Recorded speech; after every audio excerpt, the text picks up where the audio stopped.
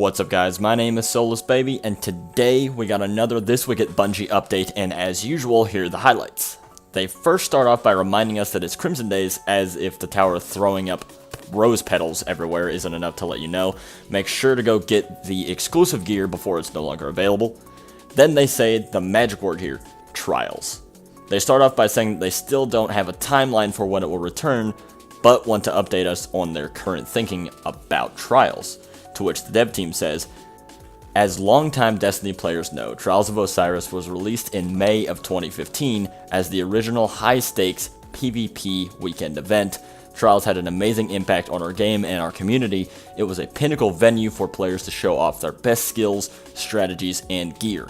The 3v3 elimination mode combined with the card system created the coveted reward of earning a trip to the lighthouse. With the introduction of Trials of the Nine in Destiny 2, we made a few changes to the formula which never really hit the same mark. We were unhappy with its role in the ecosystem. The new activity wasn't achieving the goal of bringing the community together every weekend. Both Destiny and the online PvP scene have evolved since 2015, so we don't believe that bringing back the 2015 version of Trials of Osiris would accomplish what our goals are today. Until we have a solid prototype for a pinnacle PvP endgame activity, Trials is staying on hiatus indefinitely and will not return over the course of the next few seasons. When we have those plans ready, we'll be sure to share them with you. Now, I don't really agree with that, at all. I've heard about 1,000,000 times that people just want their 3v3 elimination trials to come back. This is just disheartening. It's one of those things that hardcore PvP players are seriously hoping to come back, and it looks like they aren't going to get it for some time. Now, I don't know if this is just them not listening to their community again, or if this is because they just simply don't have the money and manpower to make this work the way they're doing it right now, with Activision not backing them and them needing to put out content in other places. But I would appreciate a little bit more light shed on this situation if it's just me. But moving on. They go on to talk about Iron Banner, saying the following. Next week, after the rose petals have been cleared out by the sweeper bot, Lord Salatin will return to the tower with a competition fit for Iron Lords. He's missing out on Crimson Days, so he'll make up for it with another round of Iron Banner. This is the final Iron Banner for the Season of the Forge, as well as your last chance to collect the Iron Fellowship armor set before this vendor is refreshed next season. The Criminal's Dagger hand cannon and Hero's Burden SMG will continue to be available next season as post-match drops and rewards from Saladin. They also state to remember to turn in your bounties before the season ends, because they will be removed from your inventory. So don't hoard them like you did last time, guys. It's not going to work this time. After this, they go on to cover more Crimson Days things that I'm sure all of you are already aware of, so I don't want to delve into that, but if you are interested, I will link this down in the description for you to read the full TWAB.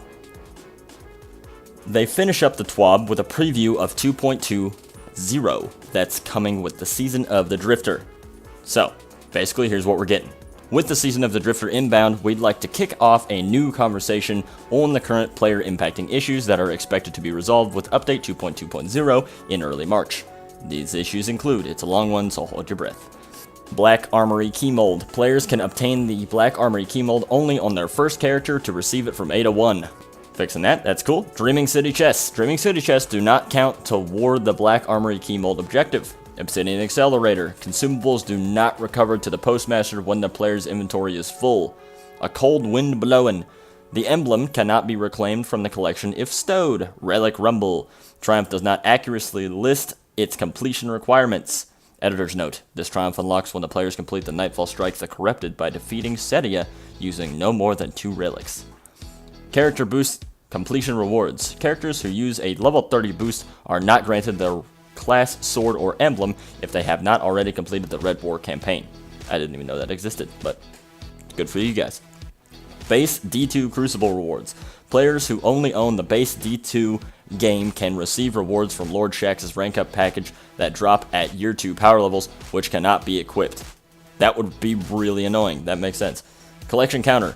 The badge counter incorrectly only counts 10 badges instead of 11. That wraps up the issues fixed with 2.2.0.